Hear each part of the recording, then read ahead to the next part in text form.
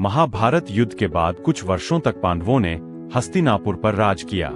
जब उन्होंने राजपाट त्याग कर हिमालय की ओर प्रस्थान किया, तब हस्तिनापुर की गद्दी अर्जुन के पौत्र अभिमन्यु के पुत्र राजा परीक्षित को सौंपी गई। राजा परीक्षित धर्मपरायण, न्यायप्रिय और तेजस्वी शासक थे।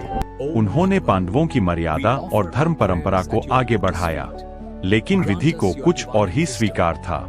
एक दिन मन में उदासी लिए राजा परीक्षित शिकार के लिए वन की ओर निकल पड़े। शिकार करते करते वे ऋषि शमिक के आश्रम पहुँचे। उस समय ऋषि गहन ब्रह्मध्यान में लीन थे और उन्होंने राजा की ओर कोई ध्यान नहीं दिया। इस उपेक्षा से क्रोधित होकर राजा परीक्षित ने एक घोर भूल कर दी। उन्होंने एक मरा हुआ सांप उठाकर ऋषि के गले में डाल दिया।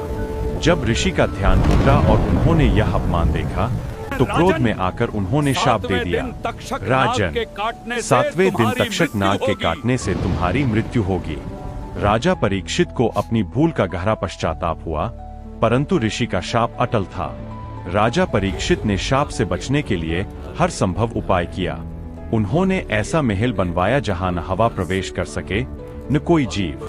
पहरे कई गुना बढ़ा दिए गए, लेकिन नियति को कोई नहीं टाल सकता। एक दिन एक ब्राह्मण उपहार स्वरूप पुष्प लेकर राजा के पास पहुंचा। उन्हीं फूलों में तक्षक नाग एक छोटे कीड़े के रूप में छिपा था। अवसर मिलते ही उसने अपना असली रूप धारण किया और राजा परीक्षित को डस लिया। इस प्रकार पांडव वंश के धर्मनिष्ठ राजा का अंत हुआ। पिता की मृत्यु के बाद जन्मेजय हस्तिनापुर के सम्राट बने।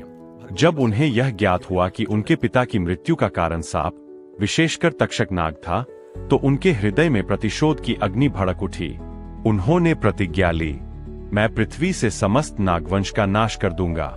इस उद्देश्य से उन्होंने भयानक सर्पमेध यज्ञ का आयोजन किया।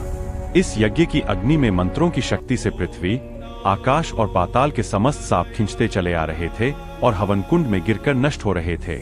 पूरा ब्रह्मांड कांप उठा, लेकिन तक्षक नाग, नागों का राजा, स्वयं को बचाने के लिए सूर्य देव के रथ से लिपट गया। यदि तक्षक हवन कुंड में गिरता, तो सूर्य का नाश होता और सृष्टि की गति रुक जाती।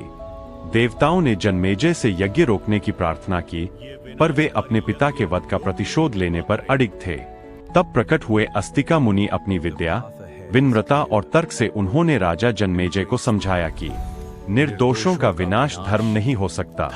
अस्तिका मुनि के वचनों से प्रभावित होकर जन्मेजय ने सर्पमेध यज्ञ को रोक दिया और तक्षक नाग को जीवन दान मिला। यह कथा हमें सिखाती है कि क्रोध से लिया गया प्रतिशोध संपूर्ण सृष्टि को संकट में डाल सकता है। धर्म करुणा से ही पूर्ण होता है।